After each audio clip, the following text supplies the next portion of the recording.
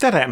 Nagu ka mõnel eelmisel aastal, vaatame ka sel sügisel üle eksami ja samuti nagu mullu ma ei hakka iga üksikut ülesannet lahenduskäiku seletama, pigemini annan edasi mõningaid emotsioone ja detailsemalt teen läbi kõige viimase ehk redokspotentsiaalide ülesande, sest sellega tulid esile mõned nüansid, mida ma võib-olla ka tunnis piisavalt ei seletanud, vähemalt saagu nad siis tagantjärgi fikseeritud.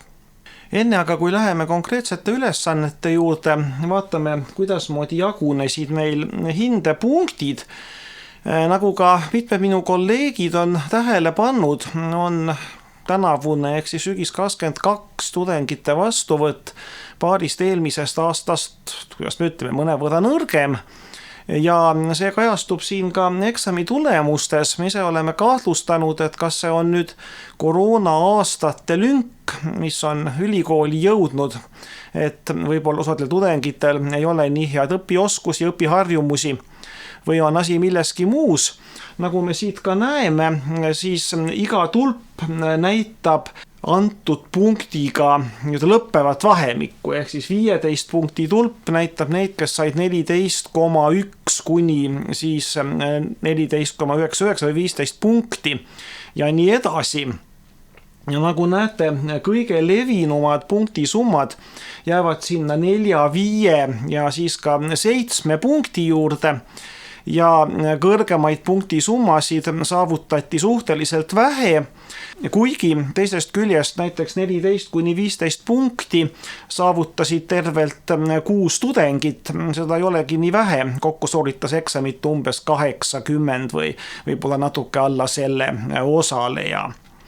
Siiski, kui me võrdleme seda mulluse analoogse graafikuga, natuke vähem tudengeid, absoluutarvud on mõnevõrra väiksemad, aga võite tähele panna, et tunduvalt paremad tulemused, kuigi oli ka mullu mõned tudengid, kes said siin 1, 2, 3 punkti, siis kõige levinum tulemus mullu oli vahemikus 12 kuni 13. Ja see võib-olla siis sisseastujate erinevus ka kajastub eksami hinnetes. Siin on meie selleaastane jaotus. Paraku pidin kõige rohkem välja panema hindeid rahuldav ehk 2. Teisalt tervelt 10 tudengit saavutasid suurepärase tulemuse ehk siis hinde 5. Et seda kutust oli täiesti edukalt võimalik läbida väga kõrgete hindepunktidega, aga paraku tundub, et osadel tudengitel oli kas siis mingeid probleeme õpiharjumuste või millegi muuga, et suhteliselt kõrge nõrkade tulemuste osakaal. Igaks juhuks mainin ka ära, et salvestan seda videot enne lisaeksamite toimumist. Loodame, et nii nagu ka varasematel aastatel lisaeksamid mõnevõrra parandavad ka neid näitajaid. Ja nüüd siis konkreetsete ülesannete juurde. Esimene ülesanne, nii nagu ka siin paaril varasemal aastal, oli mitmeosaline ja moolarvutuse peale. Mingis mõttes võinuks seda juba oodata. Selles mõttes oli ka üllatav, et mõned kohad sellest olid suhteliselt kehvasti tehtud. Kõigepealt tuli esimeses osas kirjutada reaktsiooni võrrand, ja järgmistes osades, kui te panite tähele, oli üks lähteainetest ette nähtud kristallveega ja paistis, et mõned tudengid, mitte väga paljud, aga mõned tudengid olid hakanud tagantjärele parandama sinna reaktsiooni võrrandisse sisse kristallvett ja sealjuures unustanud, et selle aine, mis sisaldab kristallvett, ees on koefitsient, mille võrra tekib ka rohkem vett produkti poolele, et sisuliselt oli õige võrrand. Ma ei oodanud, et te panete kristallvee esimesse võrrandisse, seda võis panna, aga see ei olnud vajalik. Et oli siis nii mõnelgi tudengil nii-öelda õige võrrand valeks parandatud, sellepärast et vesi ei olnud pärast enam tasakaalus. Sellest oli mõnevõrra kahju. Tahkeaine lahustamine ja teise aine lahuse tuumale arvutamine olid tehtud nii keskmiselt. Oli suhteliselt palju paraku ka valesid vastuseid ja tunnistan, et ei hakanud siin lahenduskäikudes näpuga järge ajama. Hindasin põhimõtteliselt õige-vale printsiibil punkt või 0. D-osa, saagise osa, täpselt samalaadne oli ka 2 eelmisel aastal ja oli tehtud, ütleks, et isegi paremini võib-olla kui B ja C osa. Ilmselt seda osati oodata, seda oli üle vaadatud, kuigi ka samas siin just nüüd väga kõrgete tulemustega see osa ka ei hiilanud. Võib-olla tunde järgi natuke alla poolte tudengitest olid siin õige tulemuse kätte saanud. Järgmine ülesanne oli meil iooni elektronvalemi kirjutamine.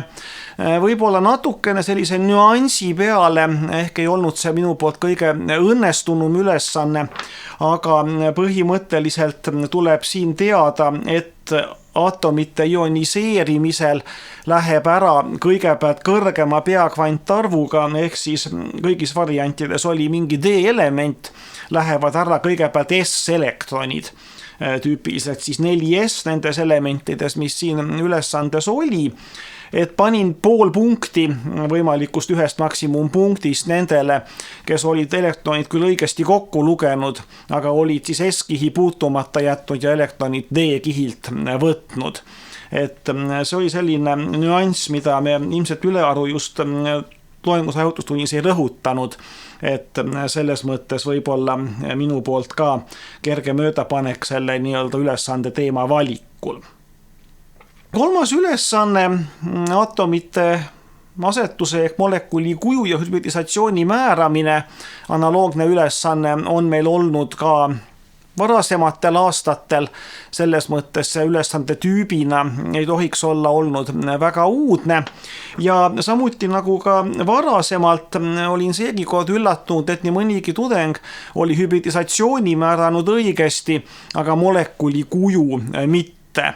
Et need käivad üldiselt omavahel kokku ja ühest võiks tuleneda teine, aga paraku sama tähelepanek nagu ka mullu siin selle ülesande juures. 4. ülesanne oli molekulide ja ioonide järjestamine ühe konkreetse sideme pikkuse järgi. Nii-öelda natukene ümbernurga oli see siis Lewisi teooria kontroll.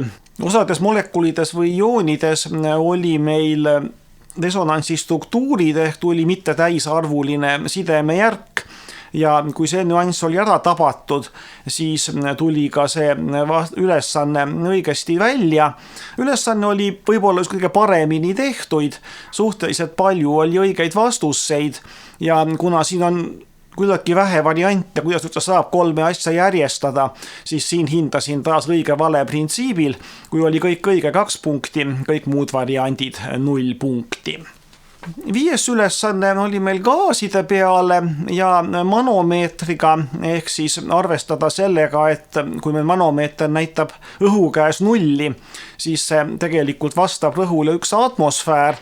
Osad tudengid olid selle 1 atmosfääri kas üldse arvestamata jätnud või valesti arvestanud ja sellisel juhul ma võtsin 2 punktist 1 maha, kui kõik muu oli õigesti tehtud ja temperatuurist ja ruumalast lähtudes õige rõhk välja arvutatud.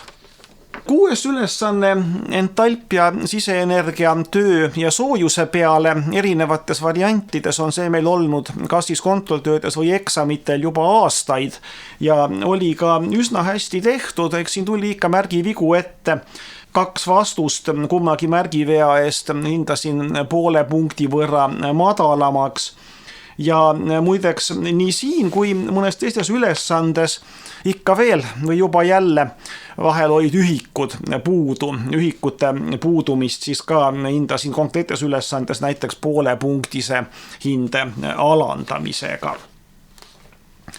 Keemilise kineetika ülesanne ühes või teises variandis ka aastaid esinenud, kes varasemaid kontrolltöid eksameid on vaadanud, sellel ei oleks tohtinud seda tüüpi ülesanne uudsena tulla ja oli ka üsna hästi tehtud, hindasin samuti üldiselt 2 punkti või 0 punkti, võib-olla ühiku puudumise eest seal mingid osalised punktid aga seda ülesannet siis tuleb teha muidugi vastava eksponendi logaritmiga valemiga.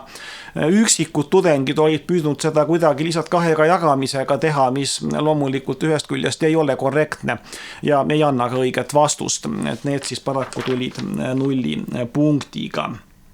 8. ülesanne, aktiivsusteguri arvutamine pH põhjal, kontrollis teie arusaamist nii pH-st kui aktiivsusest. Vist üsna sarnasena esines ta ka ühel varasematest aastatest, et jällegi, kui te olite varasemate aastate kontrollitöid eksameid hoolikalt uurinud, ei oleks siin tohtinud midagi uut olla ja oli ka üsna hästi tehtud. Suhteliselt palju oli väikesi arvutusvigu, võib-olla kusagil oli siin pH, pOH segamini aetud, aga üldiselt selline üle keskmise tehtud ülesanne. Ja pikemalt tahaksin ma peatuda sellel viimasel ülesandel, elektrokeemia ülesanne, üldiselt analoogsena ka varasemates kontrolltöödes või eksamitel esinenud ja võiks öelda, et ka tehtud oli teda suhteliselt hästi, aga küllaltki palju oli vigu selles küsimuses, kus meil Q arvutusel kas üks või teine kontsentratsioon läheb murrujoone peale või murrujoone alla. Et seda aspekti seletada, ma mõtlesin, et ma selle ülesande teen 2 meetodil veel detailselt siinkohal läbi. Ja kuna selgus, et just 3. ja 4. variandis oli nende murrujoontega natukene keerukam kui 2 esimeses, ei olnud võib-olla selle peale ka ülesande koostamisel nii detailides mõelnud, siis siin on konkreetselt mul nüüd 4. variandi, mitte esimese variandi ülesanne, kes võib-olla ka tulevikus seda videot vaatab ja välja pandud variandiga võrdleb, siis on siin natuke teistsugused elemendid ja kontsentratsioonid. Kõigepealt pöördume tokspotentsiaalide tabeli poole nagu ikka ja vaatame, millised reaktsioonid meil selles süsteemis esinevad. Vasakpoolsel elektroodil on meil raud 2 ja metallilise raua vaheline reaktsioon nullvoolu potentsiaaliga -0,44 volti. Ja teisel elektroodil kloor ja kloriid. Paneme tähele, et nii nagu nad siin on kirjutatud, on meil raua puhul ioon vasakul pool ja kloriidioon on meil selles reaktsioonivõrrandis paremal pool. See muutub meil varsti oluliseks. Kui me ühendame need 2 elektroodi, siis tuleb välja, et positiivsem potentsiaal on kloori poole peal. Siin on meil kloor-kloriid elektrood oksüdeerijaks ja ühtlasi katoodiks ja raud siis redutseerijaks. Võime ka öelda, et kloor oksüdeerib rauda selles süsteemis. Meil ei ole vaja midagi eriti tasakaalustada, sellepärast et mõlemas poolreaktsioonis on ülekantavate elektronide arv 2. Vaatame kõigepealt, kuidasmoodi seda ülesannet lahendada eraldi elektroodide meetodil.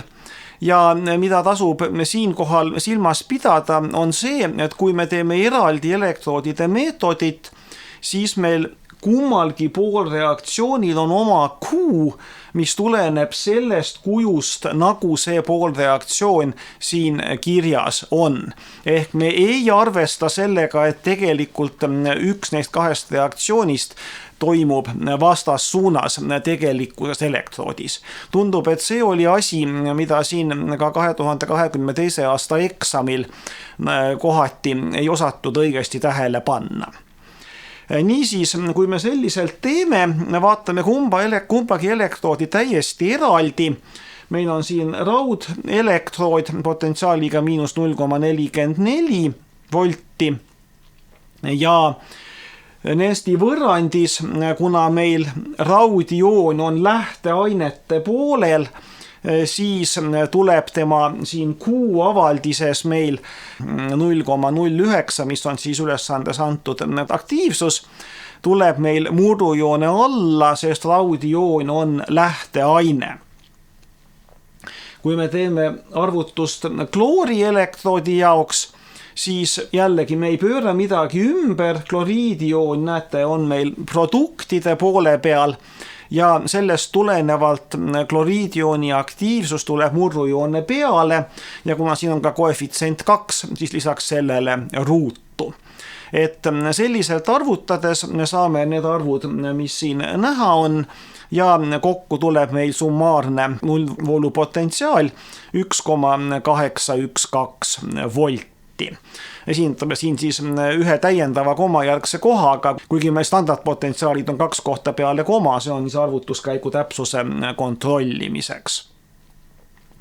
Nüüd, kui me aga teeme seda sama ülesannet summaarse Q-meetodil, mida osad tudengid ka eksamil olid teinud, siis tuleb meil arvestada Q koostamisel selle summaarse reaktsiooniga, mis antud süsteemis toimub. Ehk meil on vaja kirjutada summaarne reaktsiooni võrrand, redutseerija pool tuleb ümber keerata ja nüüd meil satub raud vasakule poole ja raud 2 joon paremale poole ja Q tuleb koostada sellest reaktsioonist lähtuvalt.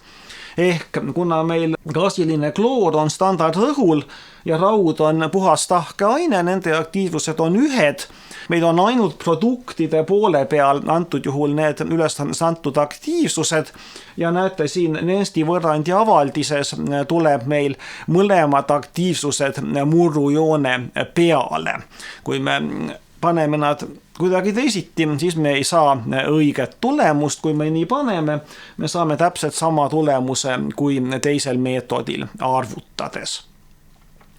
Siin veel kokkuvõttev slaid, veel kord need samad andmed üle korratud, et oleks see vahe selge, siin on meie redutseerijad, oksüdeerijad kirja pandud ja eraldi elektroodide meetodi korral näete, kuna meil raudioonid on lähteainete poolel, siis tuleb ta murrujoone alla 0,09. Kuna kloriidioonid on produktide poolel, siis tulevad nad murrujoone peale. Aga summaarse Q-meetodi korral me peame arvestama reaktsiooniga selliselt, nagu ta tervikuna süsteemis toimub.